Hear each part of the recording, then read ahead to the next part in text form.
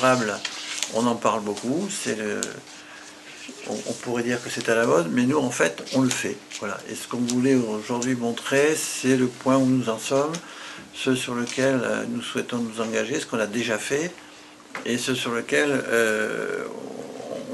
on s'engage, on veut s'engager.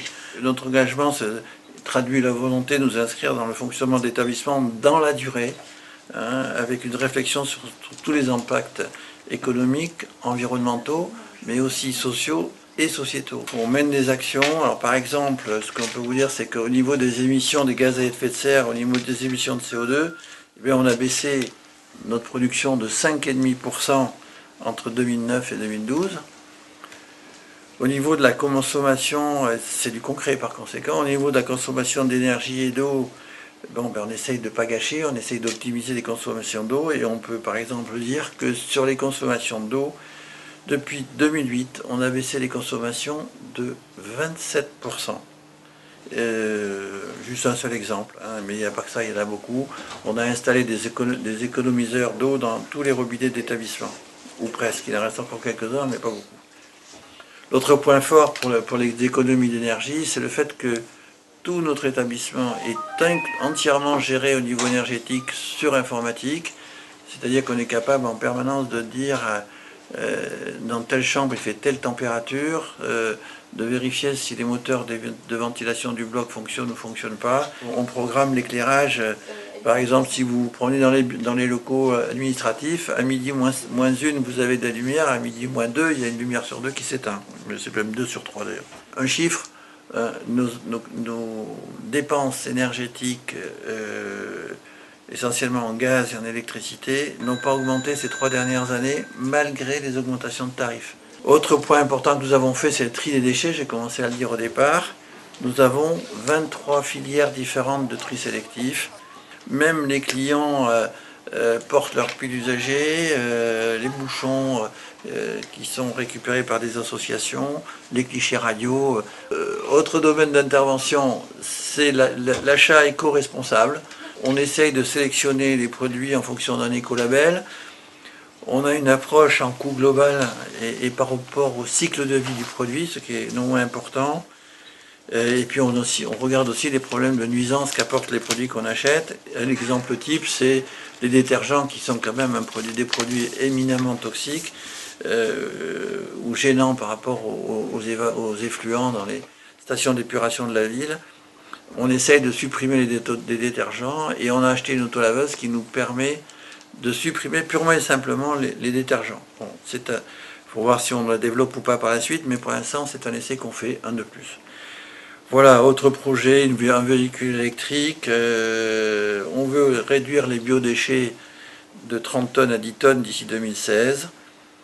Et tout ça sans oublier les problèmes humains. C'est le bien-être de la santé au travail. On a lancé un sondage auprès de tout le personnel pour essayer de voir comment on peut améliorer les choses et comment elles aussi peuvent améliorer les choses, parce que c'est pas à sens unique. Il y a des actions de la direction vers le personnel, mais il y a aussi les idées du personnel qui sont bien sûr toutes bonnes à prendre. Par rapport à tout ce que nous avons déjà initié, ce que l'on a cherché à mettre en place, c'est vraiment une stratégie en termes de développement durable et de diminuer au maximum nos impacts sur l'environnement.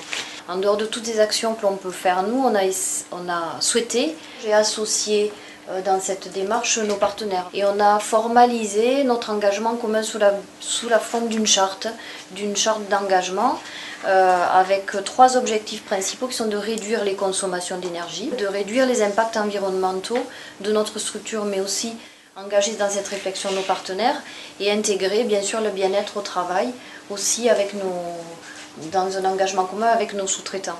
Donc ce matin, nous avons concrétisé cet engagement avec la société SEM du Confluent qui traite nos déchets d'activités de soins.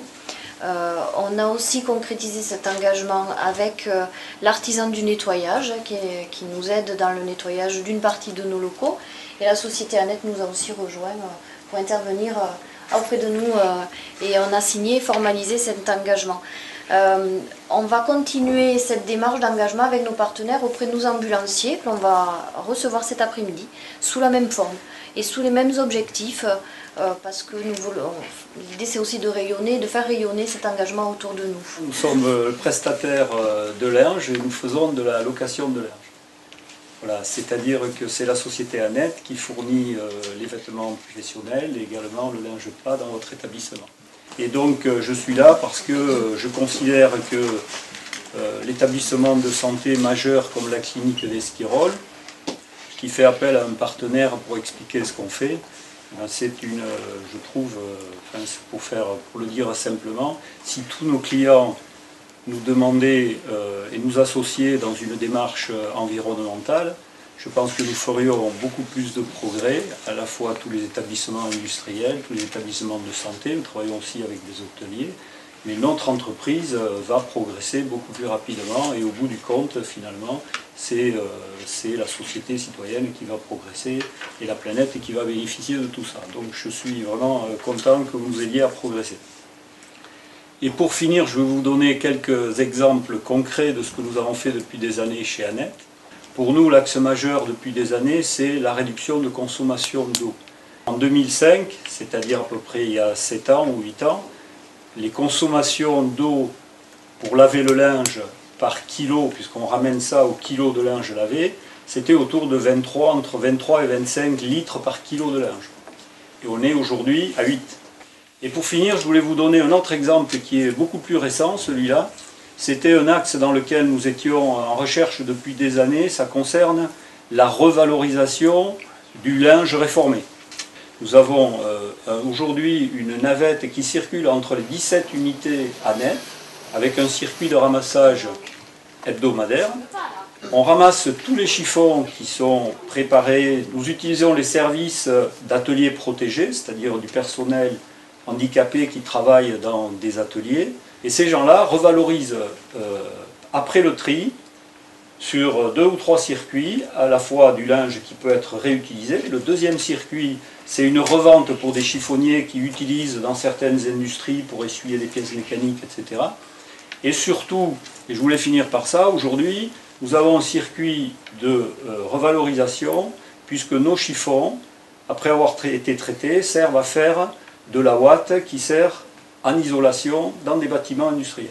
La clinique a constitué un groupe de travail et on a eu d'emblée un engouement assez général qui, dès le premier groupe de travail, a vu la présence de personnel administratif, de personnel soignant et de plusieurs médecins. La présence enthousiaste de ces 3 catégories de personnel à vouloir travailler ensemble autour de sujets multiples, pas toujours proches de nos activités réelles ou de nos activités propres, mais toujours au service de l'intérêt commun ou de la clinique en général, est un signe de la justesse de cette démarche du développement durable. Cette philosophie nouvelle, qui doit aboutir au concept de nouvelle gouvernance, redonne du sens à notre travail à tous, de la reconnaissance à l'individu, quel qu'il soit, de l'histoire à de la clinique et de l'esprit à notre société, et surtout du bien-être, du bon soin et de la considération à tous nos patients, ce qui est finalement l'objectif principal de notre travail à tous.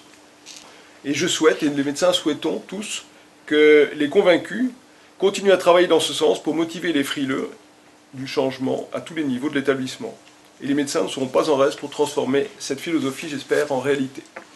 Le développement durable aujourd'hui en santé, c'est quoi si on veut le résumer? Parce qu'il y a plein de définitions, mais nous, je vais vous dire celle que l'on s'approprie. Le développement durable en santé pour nous, c'est la gestion des soins de qualité au quotidien, donc on n'oublie pas la permanence des choses, mais tout en préservant la santé des générations futures. Et ça, c'est pas un vain mot, c'est une réalité. C'est-à-dire, en d'autres termes, prendre en considération dans les décisions que l'on prend les impacts écologiques, économiques et sanitaires de nos décisions. Pour faire court, en termes d'engagement, vous êtes un établissement engagé, l'ensemble des acteurs le sont, et je crois qu'il est important de souligner aussi que les établissements de santé ont un rôle de pédagogie et d'exemplarité sur ces sujets-là. Vous êtes un exemple pour la profession, en ce sens, bravo. La campagne que vous allez vous apprêter à signer est donc parrainée pour 2013-2014 par le ministère de l'écologie. C'est un engagement à réduire de 2% les émissions de gaz à effet de serre par an. Vous avez fait votre bilan d'émissions de gaz à effet de serre. Vous êtes à 1730 tonnes de CO2 par an, ça part la personne. Mais ça veut dire que d'ici 2020, vous allez devoir avoir réduit de 20% cet impact. Eh bien pour le réduire, il y a des gestes à respecter, et ces gestes permettent de réduire ces impacts de manière considérable.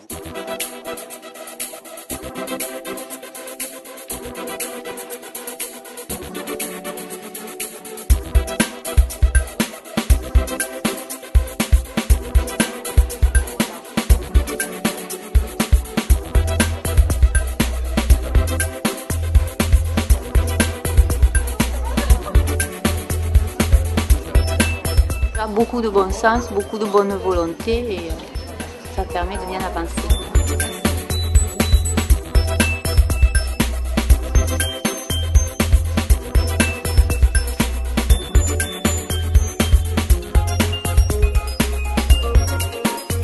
Les professionnels vous parleront toujours du projet développement durable, alors qu'il y a eu d'autres projets, mais qui ont sûrement beaucoup moins marqué les esprits.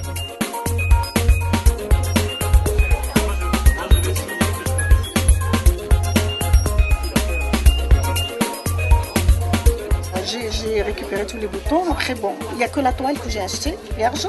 Après, j'ai fait le dessin et j'ai collé tous les boutons qu'on a récupérés pour montrer qu'on peut faire des jolies choses avec des choses qu'on jette des fois.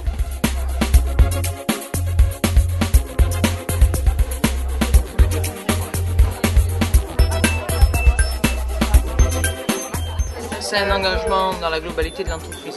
Sur notre travail, sur notre vie quotidienne avec nos enfants. Tous les acteurs doivent être engagés pour améliorer les choses. Alors la signature c'est un engagement, mais finalement c'est des choses qu'on s'est déjà engagées depuis quelques temps avec toute une équipe finalement qui s'y met, que ce soit pour l'entreprise, que ce soit dans la vie privée. Les enfants sont là aussi pour rappeler finalement les bons gestes à avoir et c'est important pour nous, pour eux, pour les générations d'après. Alors nous, c'est pour la journée du développement durable, on s'est mis donc tout ensemble pour faire un projet commun qu'on a mis sur papier. Et après, on a récolté le matériel qu'on avait dans la clinique. On a fait donc le bateau avec des emballages de carton, de matelas, donc du gros volume. En même temps, donc ça nous a permis de toutes nous ressouder. On s'est mis tout en photo parce que c'était assez comique pour nous aussi, ça a été sympathique. Et ça a permis un peu de mettre tout le monde dans le projet développement durable.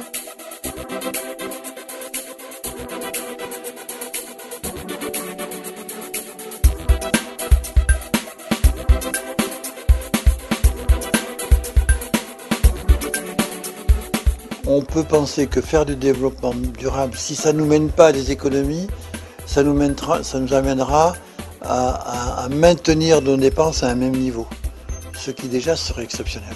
L'établissement, de par les exigences qui lui incombent et qui nous incombent à nous médecins, deviennent de plus en plus importantes et nous devrions participer de plus en plus aux activités transversales de la clinique, et notamment celle du développement durable, qui est la petite dernière du lot, mais qui est un peu la cerise sur le gâteau et qui donne la saveur à tout le gâteau.